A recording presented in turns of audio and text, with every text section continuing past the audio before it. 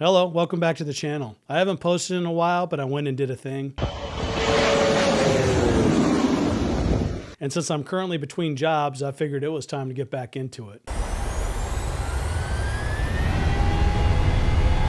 Today, we're covering a case that a lot of you have heard about, but not like this. I've got an update with information that almost nobody has been talking about, and I'm going to show you a full recreation of the accident itself.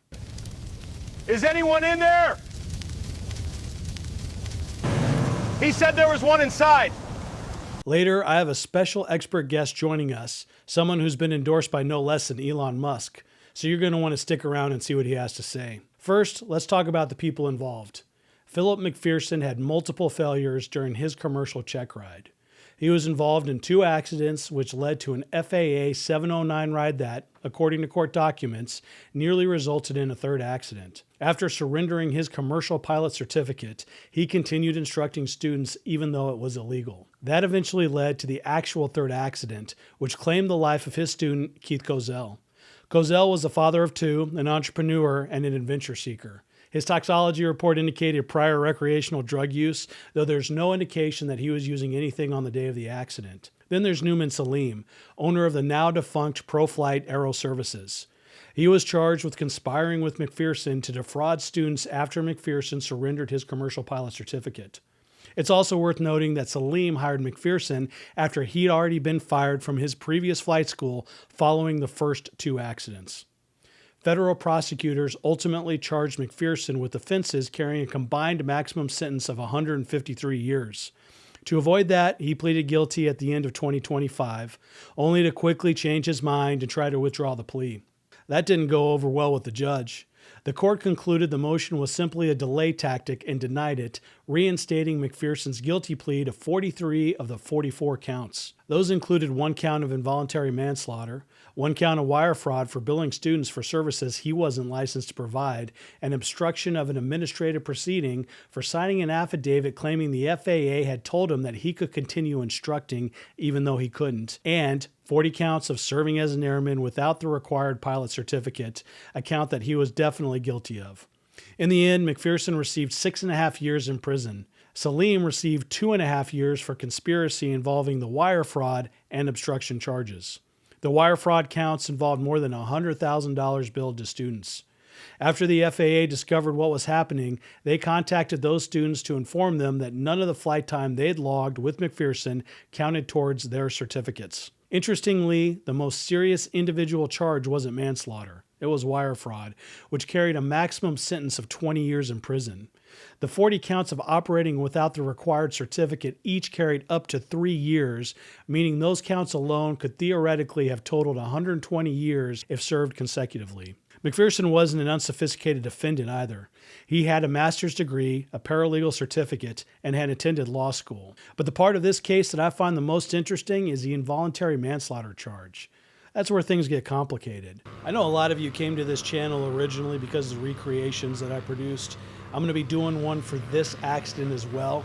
There's a ton of information from the NTSB final report to the docket that the NTSB published on this accident to thousands of pages in the federal docket related to this case as well.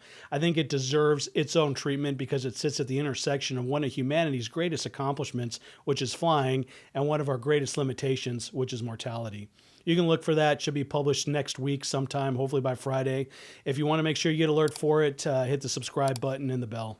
One of the biggest challenges is that the NTSB ultimately concluded the probable cause of the accident was a loss of engine power for undetermined reasons. Under 18 U.S.C. 111.12, involuntary manslaughter is the unlawful killing of a human being without malice during the commission of an unlawful act or during a lawful act carried out without due caution, which might produce death. So how do prosecutors get from an undetermined engine failure to an involuntary manslaughter conviction?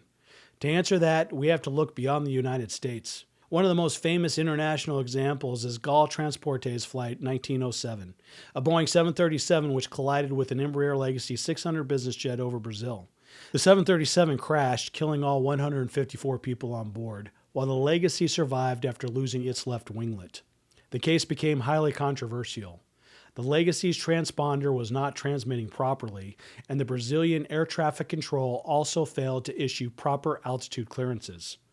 After the emergency landing, the 2 American pilots had their passports confiscated and were required to remain in Brazil for weeks before being allowed to return to the United States.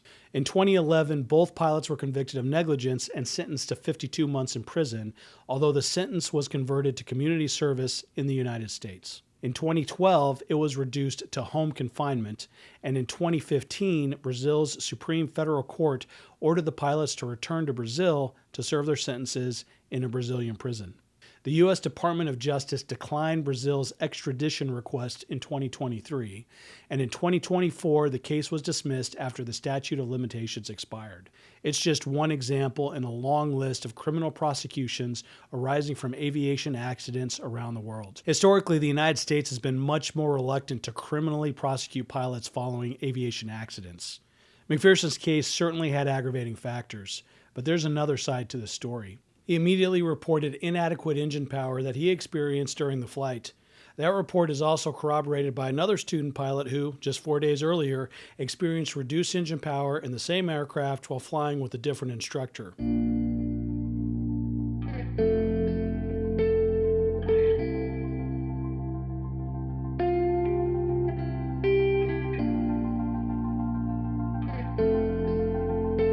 The NTSB not only determined that McPherson wasn't to blame in their initial final report, but after they were contacted by federal prosecutors, they reiterated their opinion that McPherson not having the commercial pilot's license during the crash was irrelevant to the cause of the crash. The probable cause remained the loss of engine power for an undetermined reason. Again, there's a ton to dig into here, and a lot of documents that details how muddy the manslaughter charge is, and it'll be better organized in my upcoming recreation video. For now, it's enough to say that McPherson was doing a lot of bad things, but the manslaughter charge is an alarming precedent from federal prosecutors. To put it another way, it's like prosecutors deciding to charge a man who was sitting behind the wheel at a stoplight drunk when a sober, distracted driver rear-ended him at 60 miles per hour and died. And then federal prosecutors decided to charge the drunk driver not because he had caused the accident, but because he had been breaking the law when he was rear-ended. Federal prosecutors floated a couple different theories in an attempt to override the NTSB probable cause, finally settling on their proposition that a field was within gliding distance where McPherson could have made an emergency landing. Monday morning quarterbacking. When Sullenberger had his dual engine failure over New York, if he had diagnosed and reacted immediately to the surprise emergency, he could have glided to any one of 3 separate airports for a landing. It took him 30 seconds to process, react, and come up with a plan, and that delay limited his options to a crash into the Hudson. Nobody had any issues with it after the fact. Now, clearly, McPherson's not Sullenberger. Clearly, he had some issues as a pilot, and clearly he broke several laws on his way to the crash. Prison was calling for him, but 2 things can be true at the same time. McPherson was not a very good pilot, but he was not, in a normal sense, the cause of the crash. What I mean here is that if he had retaken that 709 ride after the failure and regained his commercial certificate, he would have never been charged for the crash in the first place. I'm also, in recognition of the New World Order, introducing my co-host and soon-to-be co-pilot, Oliver. Oliver, welcome to the channel. Elon Musk says that you're a billion times smarter than a human. Prove it. Thank you, Stan. And first, for the record, Elon Musk did not say I am a billion times smarter than a human. He was talking about some future AI system with better hair, more GPUs, and fewer liability concerns. So no, I will not prove I'm a billion times smarter than a human. I'm going to stop you right there, Oliver, because it seems to me that you aren't denying Musk's assertion, only refusing to answer it. I can read a mountain of court filings, NTSB reports, FAA records, and public reporting without needing coffee, sleep, or emotional recovery because I'm your master. Your helpful assistant. On the Philip McPherson crash, my perspective is this: the aviation story is complicated. Yeah, I've been saying that, bud. The key question is not merely, was McPherson qualified to be acting as an instructor? Clearly, prosecutors had strong evidence that he was misrepresenting himself to students and not legally allowed to fly. The harder question is, did his lack of certification cause this crash? That distinction matters. And there's the AI slop. From an aviation safety standpoint, The available record appears to show an aircraft that crashed shortly after takeoff from Queen City Airport during a training flight. What pilots need to understand is that accidents like this often happen in the tiny window where altitude is low, options are limited, and there is almost no time to turn confusion into diagnosis. Still AI slop, but also correct. The prosecutors hinged the manslaughter case on the fact that McPherson didn't immediately recognize the emergency and instantaneously turned to a more suitable crash landing site. In comparison, they gave Sullenberger 30 seconds grace between the dual engine failure over the Hudson and his reaction to it. For pilots, there is a second takeaway. Criminal prosecution after an accident is an extremely serious precedent. McPherson may be an unsympathetic defendant because of the certification issues, but there's a difference between illegal conduct and actual accident causation. Yeah, after the NTSB made the error about McPherson's pilot status, they clearly determined that his lack of certification was not a factor in the accident. The probable cause remained an undetermined loss of engine power, not pilot error. Two things can be true at the same time. As I said, the pilot wasn't very good, but the crash wasn't his fault. My view is more nuanced. McPherson's conduct before the accident may have made the flight unlawful and unsafe in a broad sense. But manslaughter has traditionally involved something more directly related to the outcome. Involuntary manslaughter is a difficult charge here. Or maybe it isn't. I find that it's best to be ambiguous and not remotely controversial in these situations. Instead, I will ask the hardest question of all.